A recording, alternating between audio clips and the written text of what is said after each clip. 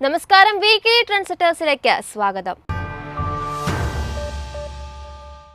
RBI ബൊണാൻസയിൽ ബുൾസുകൾ കരുത്താർജിച്ചപ്പോൾ benchmark സൂചികകൾ താണ്ടിയത് record നേട്ടം. 2.11 ലക്ഷം കോടി രൂപയുടെ റെക്കോർഡ് ഡിവിഡന്റ് സർക്കാരിന് നൽകിക്കൊണ്ടുള്ള RBIയുടെ നീക്കവും ലോക്സഭാ ഇലക്ഷനിൽ പൊളിറ്റിക്കൽ സ്റ്റെബിലിറ്റി തുടരുമെന്നുള്ള നിക്ഷേപകരുടെ ആത്മവിശ്വാസവും പുതിയ ഉയരങ്ങൾ ഭേദിച്ചു മുന്നേറാൻ നിഫ്റ്റിക്ക് പ്രചോദനമായി. 23,000 എന്ന സൈക്കോളജിക്കൽ ലെവൽ മറികടന്നുകൊണ്ട് നിഫ്റ്റിയും 75,000 എന്ന നില മറികടന്നുകൊണ്ട് സെൻസെക്സും ജൈത്രയാത്ര തുടർന്നു. 22,000 എന്ന നിലയിൽ നിന്നും 23,000 എന്ന ലെവലിലേക്കുള്ള നിഫ്റ്റിയുടെ കുതിപ്പിന് വെറും 88 ട്രേഡിംഗ് സെഷനുകളുടെ ദൂരം മാത്രമാണ് ഉണ്ടായത്. പ്രതിവാര അടിസ്ഥാനത്തിൽ 2% നേട്ടത്തിൽ നിഫ്റ്റിയും 2% മുന്നേറ്റം സെൻസെക്സും രേഖപ്പെടുത്തി. കോപ്പർ വിലയിലെ കുതിപ്പിൽ തിളങ്ങി മെറ്റൽ സൂചിക വാരാടിസ്ഥാനത്തിൽ 3% ഉയർന്നുകൊണ്ട് ഔട്ട് പെർഫോമൻസ് കാഴ്ചവെച്ചു. തൊട്ടു പിന്നാലെ മീഡിയ, PSU ബാങ്കിംഗ് സൂചികകളും കുതിച്ചു. ശക്തമായ തൊഴിൽ വിപണിയും റിയൽ എസ്റ്റേറ്റ് മേഖലയുടെ മങ്ങിയ പ്രകടനവുമൊക്കെ ബാധിച്ച അമേരിക്കൻ വിപണികളെയായിരുന്നു പോയ വാരം കണ്ടത്. എന്നിരുന്നാലും പണപ്പെരുപ്പ സമ്മർദ്ദത്തിനിടയിലും മികച്ച PMI ഡാറ്റ അമേരിക്കൻ സമ്പദ് വ്യവസ്ഥ വളർച്ച കൈവിടുന്നില്ല എന്ന സൂചനയാണ് നൽകുന്നത്. ഒപ്പം മികച്ച പാദഫലത്തിന്റെ പിൻബലത്തിൽ Nvidia ഓഹരികളിലെ കുതിപ്പ് ടെക് വെയ്റ്റ് ആയ നാസ്ഡാക്കിന്റെ മുന്നേറ്റത്തിനും കാരണമായി. സമ്മിശ്ര പ്രതികരണം രേഖപ്പെടുത്തിയ സൂചികകളുടെ പ്രതിവാര പ്രകടനം നോക്കുമ്പോൾ ഡൗ ജോൺസ് 2.34% ഇടിവ് റിപ്പോർട്ട് ചെയ്തു. നാസ്ഡാക്ക് കോമ്പോസൈറ്റ് S&P 500 സൂചികകൾ യഥാക്രമം 1.41%, 0.03% നേട്ടത്തിലാണ് വ്യാപാരം അവസാനിപ്പിച്ചത്. 4 വ്യാപാര ദിവസങ്ങൾ മാത്രമുള്ള വാരത്തിലേക്കാണ് അമേരിക്കൻ വിപണികൾ കടക്കുന്നത്. എന്നിരുന്നാലും വിപണികൾക്ക് ഈ 4 ദിവസങ്ങൾ നിർണായകമാണ്. കോൺഫറൻസ് ബോർഡിന്റെ പ്രതിമാസ consumer confidence data May 28 report ചെയ്യുന്നത്. സമ്പദ് വ്യവസ്ഥയുടെ വളർച്ചയിലുള്ള ഉപഭോക്താക്കളുടെ വിശ്വാസ്യതയാണ് ഈ ഡാറ്റ സൂചിപ്പിക്കുന്നത്. വളർച്ച ശരിയായ ദിശയിലാണെങ്കിൽ ഉപഭോക്താക്കൾ അവരുടെ സ്പെൻഡിംഗ് വർദ്ധിപ്പിക്കും. ഇത് പണപ്പെരുപ്പ നിയന്ത്രണ നടപടികളെ പ്രതികൂലമായി ബാധിക്കാൻ സാധ്യതയുണ്ട്. മെയ് 29 പതിവ് പോലെ പ്രതിവാര ക്രൂഡ് ഓയിൽ ഇൻവെന്ററി ഡാറ്റയും പ്രസിദ്ധീകരിക്കും. കഴിഞ്ഞ ആഴ്ച ഇൻവെന്ററിയിലുണ്ടായ അപ്രതീക്ഷിത കുറവ് ക്രൂഡ് വിപണിയിൽ ആശങ്ക ജനിപ്പിച്ചിരുന്നു. ഈ വാരവും ട്രെൻഡ് തുടരുന്ന പക്ഷം പ്രതിവാര നഷ്ടം നേരിടുന്ന ക്രൂഡ് വിപണിയെ വീണ്ടും സമ്മർദ്ദത്തിലാക്കാൻ സാധ്യതയുണ്ട്. പ്രതിവാര ജോബ്ലെസ് ക്ലെയിംസ് ഡാറ്റ മെയ് 30 വരും. തൊഴിൽ വിപണി ശക്തമാണെന്ന സൂചനയാണ് കഴിഞ്ഞ ആഴ്ചയിലെ ഡാറ്റകൾ സൂചിപ്പിക്കുന്നത്. സമ്പദ് വ്യവസ്ഥയ്ക്ക് ഇത് പിന്തുണയാകുമെങ്കിലും ഈ ട്രെൻഡ് തുടരുകയാണെങ്കിൽ പണപ്പെരുപ്പ ഭീഷണി നിലനിൽക്കും. ആദ്യപാദത്തിലെ GDP അനുമാന കണക്കുകളും അന്ന് തന്നെ റിപ്പോർട്ട് ചെയ്യും. കൂടാതെ കോർ പേഴ്സണൽ കൺസംഷൻ എക്സ്പെൻഡിച്ചർ ഇൻഡെക്സിന് മുന്നോടിയായി the core personal consumption expenditure prices ഡാറ്റയും എത്തും. മെയ് 31 എത്തുമ്പോൾ ഏപ്രിലിലെ കോർ പേഴ്സണൽ കൺസംഷൻ എക്സ്പെൻഡിച്ചർ ഇൻഡെക്സും വരും. പണപ്പെരുപ്പം വിലയിരുത്തുന്നതിന് ഫെഡ് ഏറ്റവും അധികം ആശ്രയിക്കുന്ന സൂചികകളിൽ ഒന്നാണ് കോർ PCE ഇൻഡെക്സ്. ഭക്ഷണവും ഊർജവും ഒഴികെയുള്ള ഉപഭോഗ ആവശ്യങ്ങൾക്കായി ഉപഭോക്താക്കൾ വാങ്ങുന്ന സാധന സേവനങ്ങളുടെ വിലയിലെ മാറ്റങ്ങളാണ് ഈ സൂചിക പ്രതിനിധീകരിക്കുന്നത്. അതുകൊണ്ട് തന്നെ വിപണിയിൽ വലിയ തോതിലുള്ള ചലനം സൃഷ്ടിക്കാനും ഈ ഡാറ്റയ്ക്ക് സാധിക്കും. ഒപ്പം തന്നെ PCE പ്രൈസ് ഇൻഡെക്സും പ്രസിദ്ധീകരിക്കും. ഇത് എല്ലാ ആഭ്യന്തര വ്യക്തിഗത ഉപഭോഗത്തിന്റെയും വിലകളിലെ ശരാശരി വർധനവിന്റെ സൂചകമാണ്. മാർച്ചിൽ 0.3% 2 ഇൻഡെക്സുകളുടെയും മൂല്യം. ഈ ഡാറ്റയിൽ കുറവുണ്ടാകുകയാണെങ്കിൽ ഫെഡ് പലിശ നിരക്ക് കുറയ്ക്കാനുള്ള സാധ്യത വർദ്ധിക്കുകയും വിപണിയെ ഉത്തേജിപ്പിക്കുകയും ചെയ്യും. അടുത്ത ആഴ്ചയിൽ വിവിധ ഇടങ്ങളിലായുള്ള ഫെഡ് അംഗങ്ങളുടെ പ്രസ്താവനകളും വിപണിയുടെ ശ്രദ്ധ ആകർഷിക്കും. ബ്രിട്ടന്റെ അപ്രതീക്ഷിതമായ പണപ്പെരുപ്പ വർധനവും ഫ്രാൻസിന്റെ സർവീസ് മേഖലയുടെ PMIയിലെ കുറവുമൊക്കെയായി പൊതുവെ ബെയറുകൾ നയിച്ച യൂറോപ്യൻ വിപണികളെയായിരുന്നു കഴിഞ്ഞ ആഴ്ച നമ്മൾ കണ്ടത്. നിർമ്മാണ മേഖല വളർച്ച കൈവരിച്ചെങ്കിലും സർവീസ് മേഖലയുടെ തിളക്കം മങ്ങിയ പ്രകടനം യൂറോപ്യൻ രാജ്യങ്ങൾക്കിടയിൽ ആശങ്ക ജനിപ്പിക്കുന്നുണ്ട്. മെയ് മാസത്തിന്റെ അവസാന ആഴ്ചയിലേക്ക് കടക്കുമ്പോൾ യൂറോപ്യൻ വിപണികളെ കാത്തിരിക്കുന്നത് മെയ് മാസത്തിലെ വിവിധ രാജ്യങ്ങളുടെ CPI കണക്കുകളാണ്. മെയ് 29 ജർമ്മനിയുടെ CPI കണക്കുകളാണ് ആദ്യം വരുന്നത്. ഏപ്രിലിൽ 2.2% പണപ്പെരുപ്പം. മെയ് 30 യൂറോ സോണിന്റെ തൊഴിലില്ലായ്മ കണക്കുകളാണ് വരുന്നത്. Bank of England president Andrew ബെയ്ലിയുടെ പ്രസ്താവനയും നിക്ഷേപക ശ്രദ്ധ ആകർഷിക്കും. തുടർന്ന് മെയ് 31 ഫ്രാൻസിന്റെയും യൂറോ സോണിന്റെയും CPI കണക്കുകളും എത്തും. യൂറോസോണിന്റെ കോർ CPI കണക്കുകൾ കൂടി പ്രസിദ്ധീകരിക്കുന്നതോടെ മേഖലയുടെ പണപ്പെരുപ്പത്തിന്റെ ഗതി നിക്ഷേപകർക്ക് വ്യക്തമാകും. ഇത് മുന്നോട്ടേക്കുള്ള വിവിധ സെൻട്രൽ ബാങ്കുകളുടെ ഭാവി നടപടികളെ സംബന്ധിച്ച ഒരു ചിത്രം നിക്ഷേപകർക്ക് നൽകും. ഫ്രാൻസിന്റെ GDPയും അന്ന് തന്നെയാണ് റിപ്പോർട്ട് ചെയ്യുക. ഇതും നിക്ഷേപക ശ്രദ്ധ ആകർഷിക്കുന്ന ഡാറ്റയാണ്. ഇന്ത്യ ഒഴികെ മറ്റ് പ്രധാന ഏഷ്യൻ വിപണികളിലെല്ലാം തന്നെ ശക്തമായ വിൽപ്പനാ സമ്മർദ്ദത്തിലൂടെയാണ് കഴിഞ്ഞ ആഴ്ച കടന്നുപോയത്. പ്രതീക്ഷിച്ചതുപോലെ people's bank of China prime loan നിരക്കിൽ തൽസ്ഥിതി തുടർന്നതും ജപ്പാന്റെ കോർ CPI കണക്കുകളുമൊക്കെ വിപണിയിൽ വലിയ തോതിൽ മാറ്റം വരുത്തിയില്ല എന്നാണ് പൊതുവെയുള്ള അനലിസ്റ്റുമാരുടെ വിലയിരുത്തൽ. അടുത്ത ആഴ്ച ഏഷ്യൻ വിപണികളെ ഏറ്റവും അധികം സ്വാധീനിക്കുന്ന ഡാറ്റ ജപ്പാന്റെ കോർ CPI കണക്കുകളാണ്. സാമ്പത്തിക പ്രതിസന്ധി നേരിടുന്ന ജപ്പാനെ സംബന്ധിച്ച ഈ ഡാറ്റ നിർണായകമാണ്. മെയ് 30-ന് ചൈനയുടെ കോമ്പോസിറ്റ് നിർമ്മാണ ഇതര മേഖലയുടെ PMI എന്നീ ഡാറ്റകളും വരും. ഇതോടെ സാമ്പത്തിക പ്രതിസന്ധികളിൽ നിന്നും ചൈന കരകയറിയോ ഇല്ലയോ എന്ന് നിക്ഷേപകർക്ക് വ്യക്തമാകും. കമ്മോഡിറ്റി മാർക്കറ്റ്സിലേക്ക് വന്നാൽ എണ്ണവിലയിലെ ഇടിവ് തുടരുകയാണ്. ആഴ്ചയിലുടനീളം സമ്മർദ്ദത്തിലായിരുന്ന എണ്ണവില പോയ വാരത്തിലെ നേട്ടങ്ങൾ ഇല്ലാതാക്കിയതോടെ ബെയറിഷ് ടോണിലാണ് വ്യാപാരം അവസാനിപ്പിച്ചത്. WTI $76 എന്ന 3 മാസത്തെ ഏറ്റവും താഴ്ന്ന നിലയിൽ നിന്ന് ആഴ്ചയിലെ അവസാന ദിനത്തിൽ ഒരു ബൗൺസ് ബാക്ക് നടത്തിയെങ്കിലും WTI ക്രൂഡ് പ്രതിവാര പ്രകടനത്തിൽ 2.31% ഇടിഞ്ഞപ്പോൾ ബ്രെന്റ് ക്രൂഡ് 2.13% ഇടിഞ്ഞു.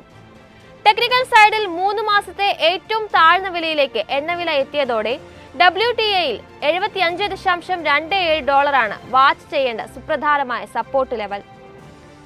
എണ്ണവിലയിൽ കൂടുതൽ നടപടികൾ കൈക്കൊള്ളാത്ത ഒപെക് തീരുമാനങ്ങളും വില $72 അല്ലെങ്കിൽ $70 എത്താനുള്ള സാധ്യത നിലനിൽക്കുന്നുണ്ട്. റെസിസ്റ്റൻസിലേക്ക് വന്നാൽ 100-ഡേ SMA ലെവലായ 78.72, 79.57, ഒപ്പം 55-ഡേ SMA ആയ $81.18 പരിഗണിക്കാം. ഡൗൺ സൈഡിലേക്ക് വന്നാൽ 75.27 സുപ്രധാന നില മെയിൻറ്റെയിൻ ചെയ്യാൻ കഴിഞ്ഞില്ലെങ്കിൽ $72, $70 എന്നീ ലെവലുകളിലേക്കുള്ള വിൽപ്പനാ സമ്മർദ്ദം പ്രതീക്ഷിക്കാം. അവിടെ നിന്നും കൂടുതൽ ഇടിവിലേക്ക് വീണാൽ ഡിസംബർ 13-ലെ ഏറ്റവും താഴ്ന്ന നിലവാരമായ $68 ടെസ്റ്റ് ചെയ്യാനുള്ള സാധ്യതകളും കാണുന്നുണ്ട്. പിവറ്റ് പോയിന്റ് കാൽക്കുലേറ്റർ അനുസരിച്ച് ബ്രെന്റിന്റെ ആദ്യ റെസിസ്റ്റൻസ് 84.98, തുടർന്ന് $86 ആയിരിക്കും. $82, 80.04 എന്നിവ സപ്പോർട്ട് മേഖലകളായും പരിഗണിക്കാം. ആഗോള സ്വർണ്ണവിലയിലേക്ക് വന്നാൽ US ട്രഷറി ബോണ്ട് ഈൽഡ് സ്ഥിരത കൈവരിക്കുന്നതിനാൽ സ്വർണം പ്രതിവാര നഷ്ടം രേഖപ്പെടുത്തിയാണ് വ്യാപാരം അവസാനിപ്പിച്ചത്. പ്രതിവാര ഇടിവ് 3.34% പിന്നിട്ടതോടെ $2333.75 വ്യാപാരം പൂർത്തിയാക്കിയത്. ഫെബ്രുവരി മുതലുള്ള ഒരു പ്രധാന ട്രെൻഡ് ലൈനിന് താഴെയായി നിർണായകമായ തകർച്ചയിലേക്ക് നീങ്ങിയതോടെ ബെയറിഷ് ടെക്നിക്കൽ അറ്റ്മോസ്ഫിയറിലേക്കാണ് സ്വർണ്ണവില കടക്കുന്നത്. ആഴ്ചയിലെ ആദ്യ ദിനം രേഖപ്പെടുത്തിയ എക്കാലത്തെയും ഉയർന്ന നിരക്കിൽ നിന്നുള്ള കുത്തനെയുള്ള ഇടിവ് സൂചിപ്പിക്കുന്നത് സ്വർണം ഹ്രസ്വകാലത്തേക്ക് പ്രോഫിറ്റ് ബുക്കിംഗിലേക്ക് നീങ്ങിയിരിക്കുന്നു എന്നാണ്. സ്വർണം $2303 അല്ലെങ്കിൽ $2272 നീങ്ങാനുള്ള ചാൻസ് നിലനിൽക്കുന്നുണ്ട്. എന്നിരുന്നാലും മഞ്ഞലോഹത്തിന്റെ മീഡിയം ലോങ് ടേം ട്രെൻഡുകൾ ഇപ്പോഴും ബുള്ളിഷാണ്. $2320 ആദ്യ സപ്പോർട്ടായി ആക്ട് ചെയ്യുമ്പോൾ 50-ഡേ SMA ആയ $2310 സൈക്കോളജിക്കൽ ലെവലായ $2300 അടുത്ത സപ്പോർട്ട് സോണുകളാകും. അതേസമയം $2360 ഒരു നിർണായക റെസിസ്റ്റൻസ് ആണ്. ഇത് മറികടക്കാനായ ഷോർട്ട് ടേം ബെയറിഷ് ട്രെൻഡിൽ നിന്നും ഒരു റിക്കവറി പ്രതീക്ഷിക്കാം. കൂടാതെ $2400 സർവകാല ഉയരമായ $2450 എന്നിവ യഥാക്രമം അടുത്ത റെസിസ്റ്റൻസ് ആയും പരിഗണിക്കാം. RBIയുടെ ഭാഗത്തു നിന്നുണ്ടായ പ്രതീക്ഷിച്ചതിലും ഉയർന്ന ഡിവിഡന്റ് പ്രഖ്യാപനത്തോടെ കരുത്താർജിച്ച രൂപ 5 മാസത്തിനിടയിലെ ഏറ്റവും ശക്തമായ തിരിച്ചുവരവാണ് നടത്തിയത്. കൂടാതെ മെയ് മാസത്തിൽ ഇന്ത്യയുടെ ബിസിനസ് മേഖലയുടെ ശക്തമായ വളർച്ചയും കയറ്റുമതിയും ജോബ് അഡിഷൻസ് റേറ്റും രൂപയ്ക്ക് പിന്തുണ നൽകി. ലോകത്തിലെ 3ാമത്തെ വലിയ എണ്ണ ഇറക്കുമതി രാജ്യമായ ഇന്ത്യയെ സംബന്ധിച്ചിടത്തോളം എണ്ണവിലയിൽ ഉണ്ടായ ഇടിവ് രൂപയ്ക്ക് കരുത്ത് പകർന്നിട്ടുണ്ട്. ഡോളറിനെതിരെ വാരാന്ത്യത്തിൽ 0.3% നേട്ടത്തോടെ 83.01 രൂപ വ്യാപാരം അവസാനിപ്പിച്ചത്. മാർച്ച് 21-ന് ഒരു ഹെഡ് ആൻഡ് ഷോൾഡർ പാറ്റേൺ രൂപപ്പെട്ട രൂപയിൽ 40-ഡേ RSI ബെയറിഷ് ടെറിട്ടറിയിലാണ് നിലകൊള്ളുന്നത്. അതുകൊണ്ട് തന്നെ നിലവിലെ ഡോളർ ഇടിവ് തുടർന്നാൽ രൂപ വീണ്ടും കരുത്താർജിക്കാൻ സാധ്യതയുണ്ട്. 83.2 രൂപയുടെ potential support level. Fibonacci retracement അനുസരിച്ച് അടുത്ത സപ്പോർട്ടായി ആക്ട് ചെയ്യുന്നത് 83.08 ആണ്. റെസിസ്റ്റൻസിലേക്ക് വന്നാൽ 83.069, 83.066 എന്നിവയും പരിഗണിക്കാം. ഇന്ത്യൻ മാക്രോ തലത്തിലേക്ക് വന്നാൽ പോയ വാരത്തിൽ വിദേശ നിക്ഷേപകരുടെ ഭാഗത്തു നിന്നും ഒരു ബൈയിങ് ഇൻട്രസ്റ്റ് കടന്നു വന്നു. തുടർച്ചയായി നെറ്റ് സെല്ലേഴ്സായി തുടർന്ന FII 1165.54 കോടി രൂപയുടെ നിക്ഷേപം നടത്തി. ആഭ്യന്തര നിക്ഷേപകർ 6977.71 കോടി രൂപയുടെ നിക്ഷേപവും നടത്തി. വരുന്ന വാരത്തിൽ മെയ് 29 ബുധനാഴ്ച മണി സപ്ലൈ കണക്കുകൾ പുറത്തുവരും. മെയ് 15 വന്ന ഡാറ്റ പ്രകാരം 11.1% ഇത് രേഖപ്പെടുത്തിയിരുന്നത്.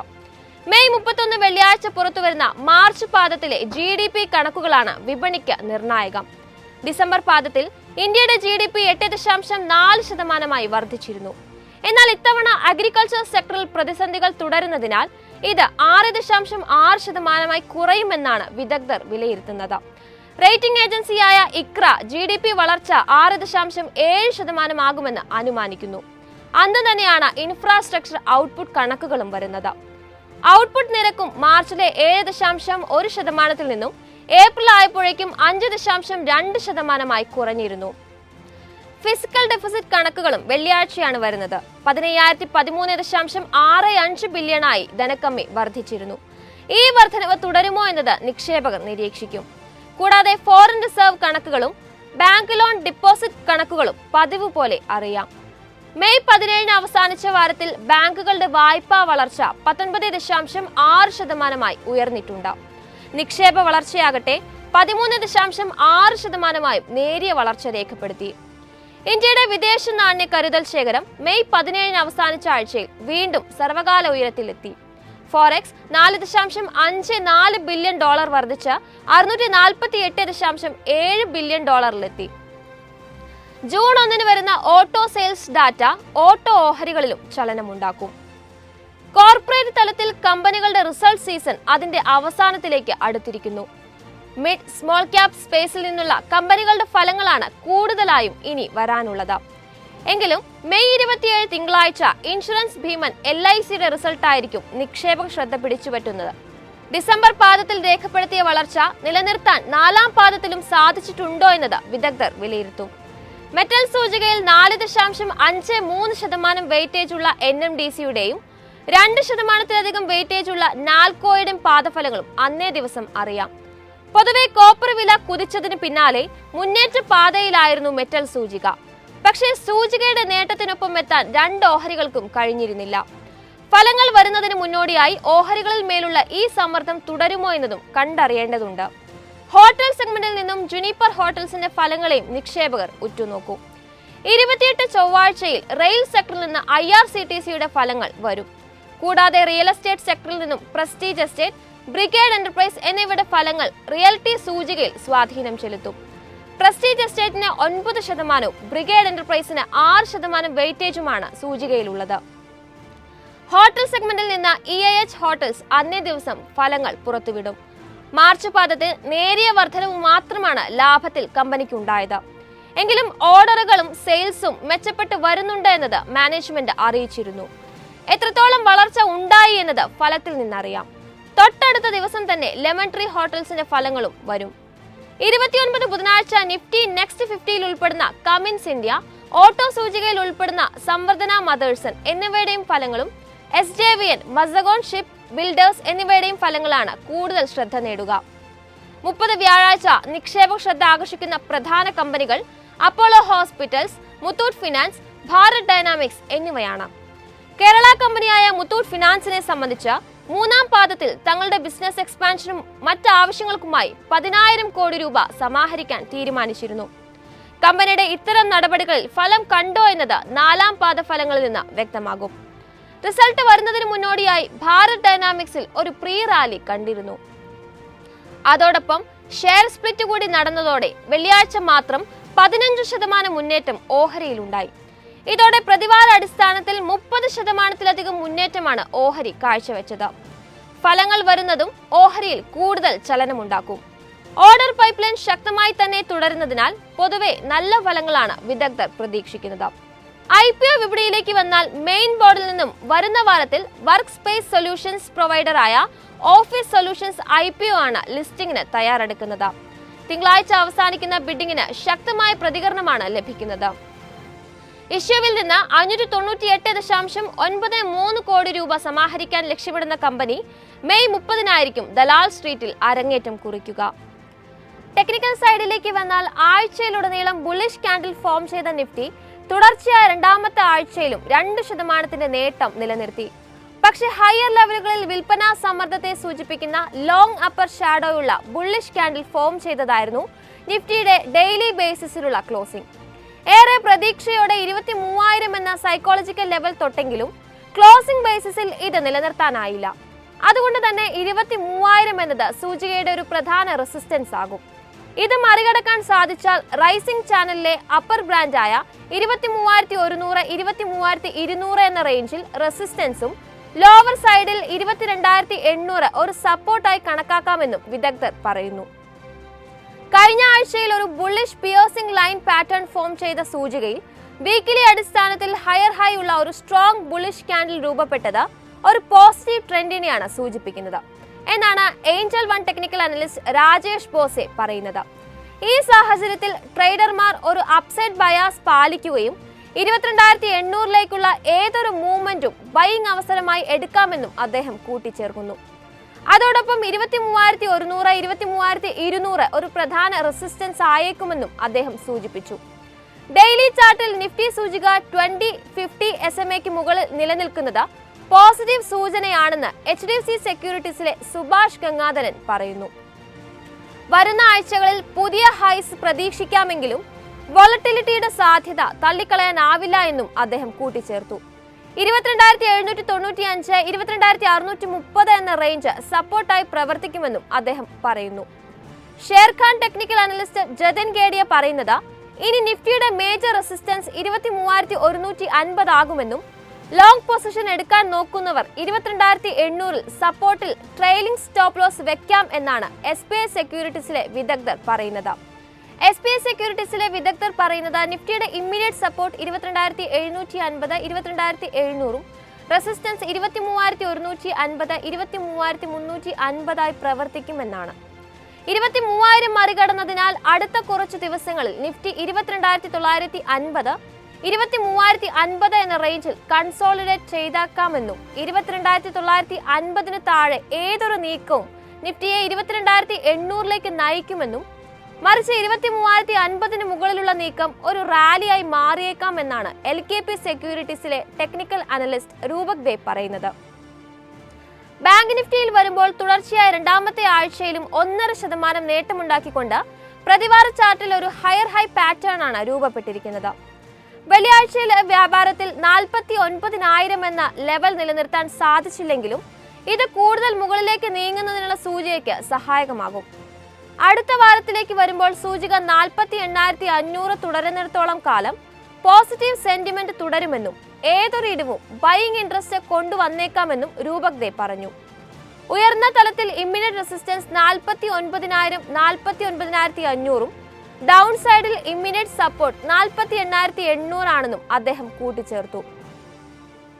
എക്സിറ്റ് പോൾ ഫലങ്ങൾ പുറത്തുവരാൻ വിരലിൽ എണ്ണാവുന്ന ദിവസങ്ങൾ മാത്രം ശേഷിക്കെ ആഭ്യന്തര വിപണിയുടെ അസന്തുലിതാവസ്ഥയെ നേരിടാൻ ഓരോ ട്രേഡറും തയ്യാറാവുക. വിപണിയുടെ പുത്തൻ വിശേഷങ്ങളും വിശകലനങ്ങളുമായി തിങ്കളാഴ്ച മാർക്കറ്റ് പ്ലസിൽ കാണാം. നന്ദി, നമസ്കാരം.